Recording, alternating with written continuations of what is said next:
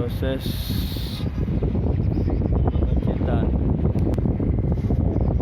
Hah?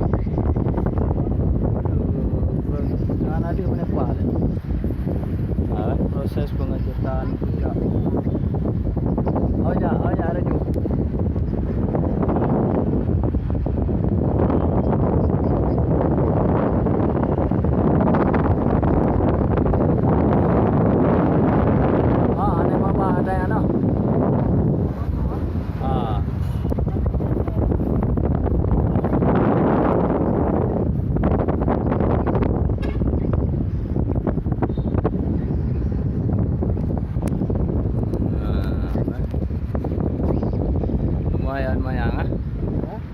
Lumayan manyang dulu lah oi pegawai mah.